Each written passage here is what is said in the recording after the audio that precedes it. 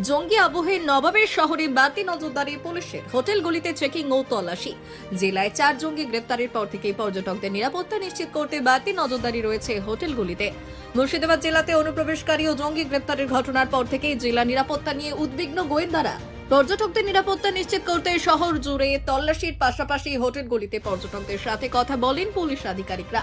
নবাবের জেলা মুর্শিদাবাদ শীতের মরশুম পর্যটকের ঠাসা থাকে মুর্শিদাবাদ শহরে। জেলা থেকে রাজ্য, দেশ বিদেশ থেকে পর্যটকরা এই জেলায়। মুর্শিদাবাদ থেকে জঙ্গি গ্রেপ্তার ও একের পর এক অনুপ্রবেশকারী গ্রেপ্তারের পর থেকেই উদ্বেগ বেড়েছে জেলা জুড়ে। শহরের নিরাপত্তা ও পর্যটকদের নিরাপত্তা নিশ্চিত করতে সোমবার রাতে লালবাগের মতিঝিল থেকে মুর্শিদাবাদের হাজারদুয়ারি সংলগ্ন হোটেলগুলিতে তল্লাশি চালায় ও রেজিস্টার গুলিয়ে খতিয়ে দেখে। অপ্রীতিকর কিছু নজরে পড়লে পুলিশকে খবর দেওয়ার জন্য আবেদন করেন। আর এই বিষয়ে খুশি পর্যটকরা। তারা জানান, সারপ্রাইজ এই অভিযানে আমরাও খুশি, আমরা নিরাপদে শহরে ঘুরতে পারবো। নবাবের শহরে এসেছি, সবাই ফ্যামিলি মিলে আমরা এসেছি মেদিনীপুর থেকে। আমি দীনেশ চক্রবর্তী বলছি। এই এসে যে সারপ্রাইজ ইন্সপেকশন করলেন, এতে আমরা অনেকটা সেফটি এবং সিকিউরিটি বোধ করছি।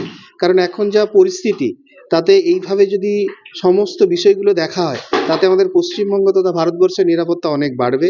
এটা আমাদের কাছে ভীষণ আশাপ্রদ এই মুর্শিদাবাদ থানার প্রতি। মুর্শিদাবাদ নিয়ে একটা উদ্বেগ রয়েছে সেই জায়গায়। অবশ্যই মুর্শিদাবাদ নিয়ে তো উদ্বেগ আছেই।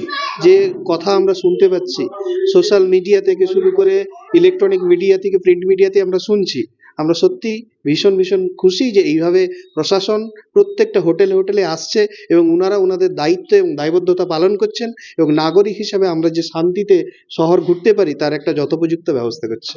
ব্যুরো রিপোর্ট, উত্তরের প্রহরী।